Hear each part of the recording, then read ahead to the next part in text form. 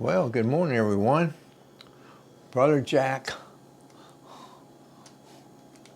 from the Hill, Marsh Hill, that is, in good old Naptown, Indianapolis, Indiana. So I'm going to bring you on board here. I'm going to dial in on Facebook and try and get that. Whoop, it come up that, so I don't want that. So we're going back. Here we go. All right. And let's see. Here it is. Jackie Bevins live. Edit privacy. Public. Done. Change. Okay. All right. So let's get our camera back in over the scriptures. Okay, I think that's going to look pretty good. So today we're going to be talking about Joseph in Egypt. Before I do, I just like to say thank you for stopping by, coming on in. It's a little bit late for coffee today. According to my clock on the wall, it's about noon. So this is a lunch kitchen Bible study. And so thanks for stopping by. And Christy and I had some good fellowship this morning. That's my wife, in case you don't know. So we talked about a lot of different things about the prophetic and the spirit world, which is kind of cool. I like to talk about stuff like that. But what we're getting started on here now is the, as I said before, for those of you it's your first time, it's called 4,000 Questions and Answers. It's a little book I got, fell into my hands, I don't know how, a couple of years ago, that has all these questions and answers about the scriptures. And so I decided I would just go down the row here from Genesis all the way out. So that's what I've been doing. So let's get started. Joseph, if you know, is quite a guy in the Bible. His life is a little bit like Jesus's. And he was one of Jacob, who incidentally, if you don't know the difference, Jacob and Israel are one and the same. They're interchangeable. It depends how the Lord wants to refer to Jacob or Israel. Usually when they're on the outs, he's on the outs with Israel, he calls it Jacob. And when he's feeling good about Israel, he says Israel.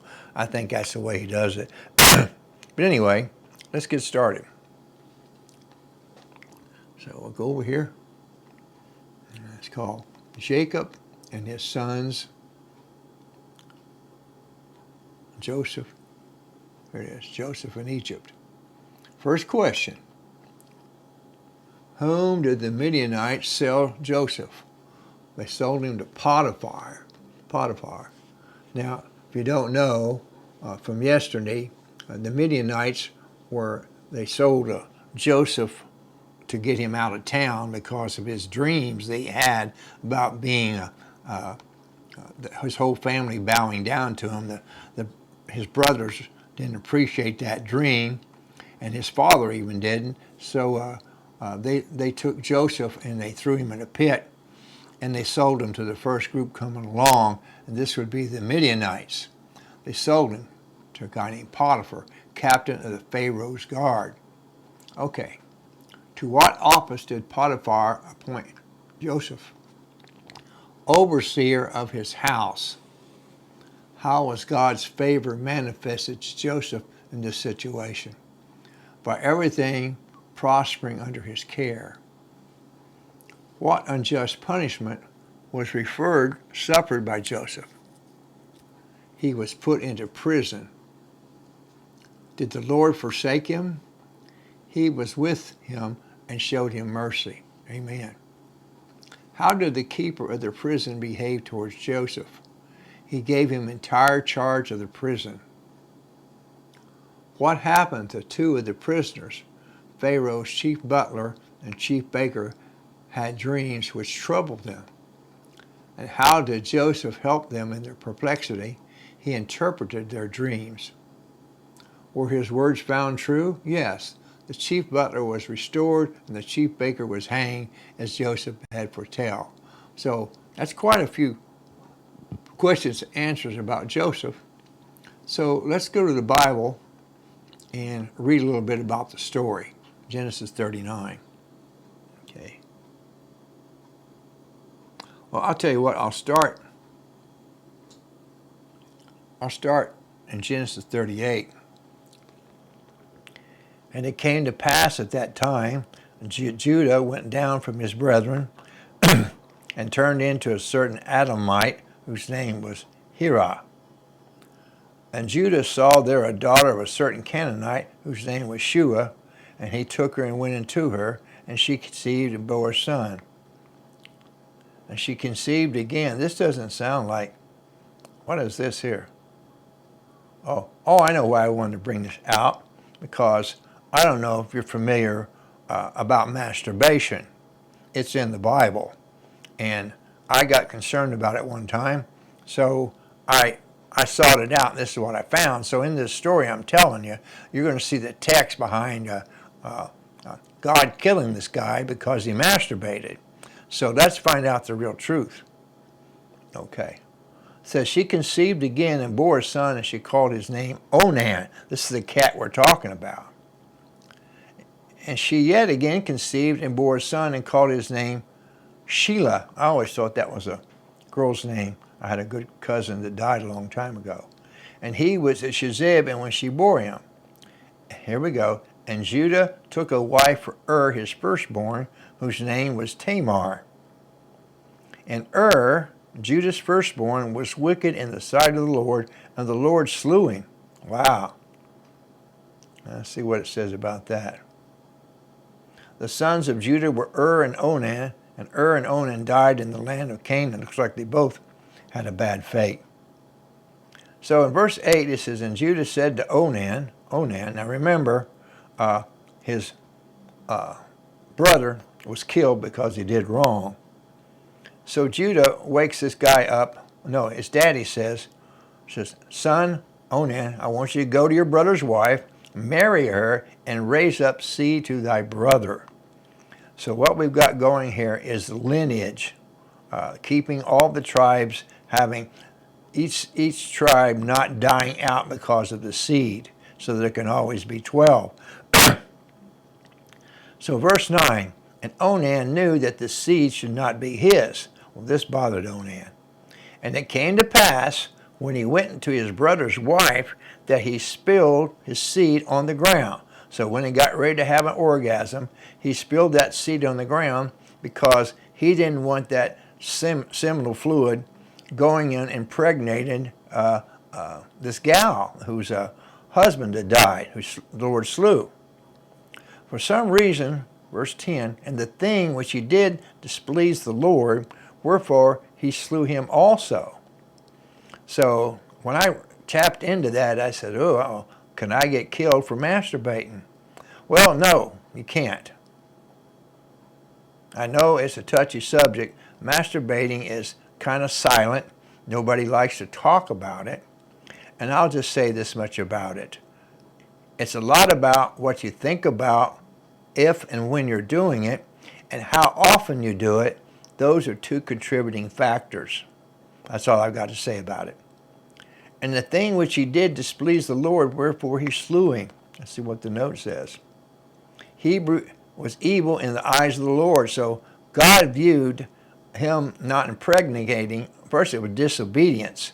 He did not give the seed to the brother that the Lord had saying to his wife. That's what he was supposed to do. His daddy told him to do it here in Judah. Okay. And the thing which he did displeased the Lord, wherefore he slew him. Then said Judah to Tamar, his daughter-in-law, remain a widow at thy father's house till Shelah my son be grown. So still God hasn't gave up on keeping this lineage alive through Tamar, his daughter-in-law. So she went through a husband and two brothers. He said, lest peradventure he die also, and his brethren did. And Tamar went and dwelt in her father's house. And in the process of time, the daughter of Shua, Judah's wife, died, and Judah was comforted and went up into his sheep shears to Imnah, he and his friend Herod Adonai. And it was told Tamar, saying, Behold, thy father-in-law goes up to Timnah to shear his sheep. She put on her widow's garments off of her, and took them off, and covered her with a veil, and wrapped herself, and sat in an open place, which is the way to Timnah, for she saw that Shelah was grown, and she was not given to him to wife. When Judah saw her, he thought her to be a harlot, because she had covered her face. And he turned to her by the way, and said, Go, I pray thee, let me come unto thee, for he knew not he was his daughter-in-law. And she said, What wilt thou give me, thou mayest come unto me? So we're talking about being intimate here.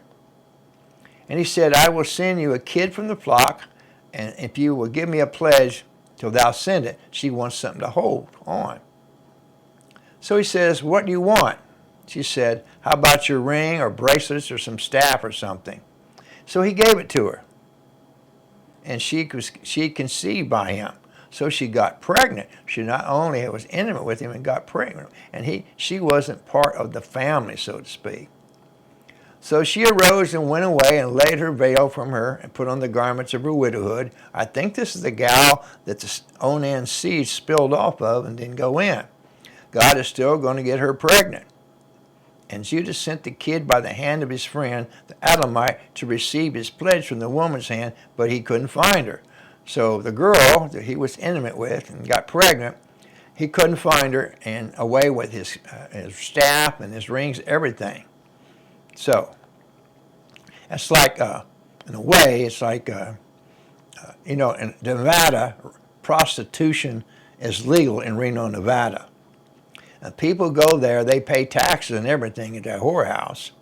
And people go there and they sign off for a certain amount and they have sex with them. It's just like a business transaction. And the customer goes on about his business and the prostitutes are still there.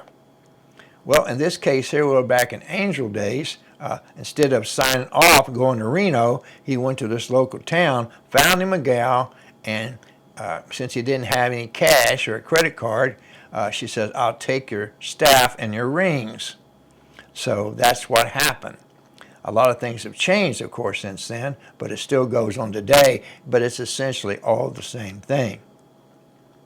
So Judah said in 23, Let her take it to her, lest we be shamed before I sent this kid, and thou hast not found her. Now here's the good story about this. I know we didn't get into Joseph yet, but I guess the Lord wants us to hear this story.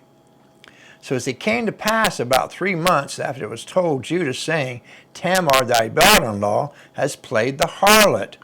And also, behold, she is with child by whoredom. And Judah said, Bring her forth and let her be burnt.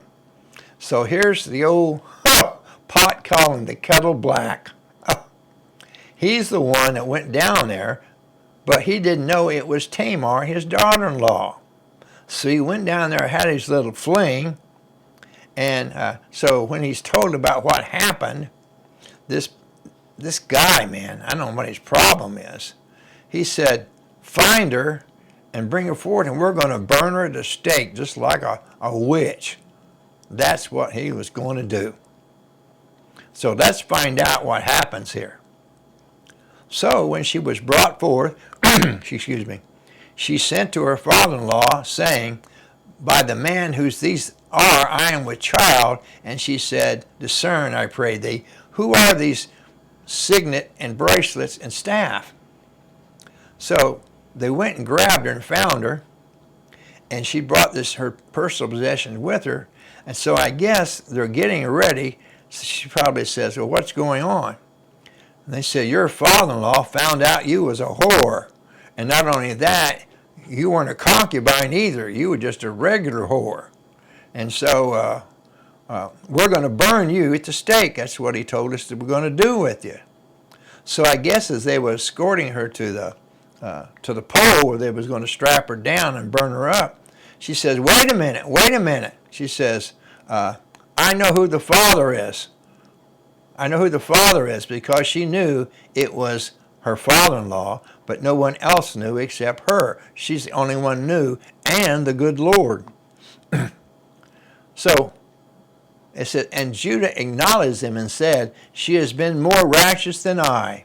Well, dig this. Judah sees the light, and he breaks down. He says, because I gave her not to Shelah my son, and he knew her again no more. So Judah found out that it was him she was impregnated by, and so when he did, he set aside the judgment and admitted before them, said it was me, not her. Well, nothing ever happened to him, did it? That's the way it was back then. It says, and I knew her again, and we only did it one time. Well, verse 27, and it came to pass in the time of her travail, behold, twins were in her room. That's pretty neat. She had twins by Judah. It wasn't by Onan, who God killed because his seed spilled to the ground, and it wasn't by Onan's brother, his other son, that the Bible God just killed him because he was wicked. So Judah had a lot of dysfunctional problems in his family. His family was totally dysfunctional. Verse 28, and it came to pass when she travailed that one put out his hand, the midwife took and bound up his hand, a scarlet thread, saying, this came out first. Let's find out. That's kind of neat. Tamar, the daughter-in-law, bare Pharez and Zerah, and all the sons of Judah were 5. So she ended up having 3 more children. It didn't say who her husband or father was. It didn't say that. But I notice, for some reason here in verse 28, they put a scarlet thread. So have you heard of the scarlet thread before? How about the scarlet thread of redemption that hung at the door when in Joshua's time when they were going to raid the city of Jericho. And they sent spies out, and they got in through the wall through Rahab's window. And she didn't tell on them, and when they came looking for the spies, they heard they were there, they couldn't find them. So she lied for the spies' sake. And because of this, as they were leaving, I don't know whether it was Joshua or her, but they said, here, take this scarlet thread, hang it in your door. Hallelujah. Hang it from your window. So when we see it,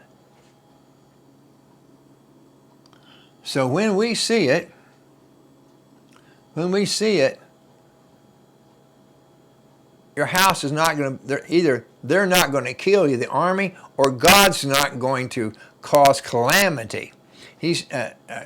Rahab is in the God's genealogy, and she hung this scarlet thread. And so I don't forget exactly how the story went, but either they saw it or God saw it. Either way, it was supernaturally preserved, and the army of Israel did not destroy her or her family. So we put it in reverse, and we go back to Moses on the day of Passover when the destroying angel came through. They put blood above the mantles, the side and the top. So when the destroying angel came through, they passed over it as it went down through the city, killing Egypt's firstborn sons. So here we see the blood again when God put the scarlet, it's called the scarlet thread of redemption. She was a Gentile, she wasn't a Jew, but she placed that there by faith, believing the God of Israel would acknowledge that symbol and pass over her, and that's what happened. So in this case here, verse 28, it says, the midwife took and bound upon his hand a scarlet thread, saying, this came out first. So, and it came to pass as they drew back his hand that his brother came out. So he drew back his hand. And that also happened, I think it was, we just read with, was it, I couldn't remember if it's Ishmael and Isaac or Esau and Jacob. But one of them, it says the elder's going to serve the younger. And so that one got turned around the womb too, because the the elder wanted to come out, or the younger wanted to come out first, but the elder started to come out, and so they switched it up so the elder would be the firstborn, and then the second would come out, and the prophecy was fulfilled. The elder will serve the younger. So that's another instance about this strange particular birth. So for some reason, they wanted to mark, it's almost like in baseball, if you ever played baseball and you're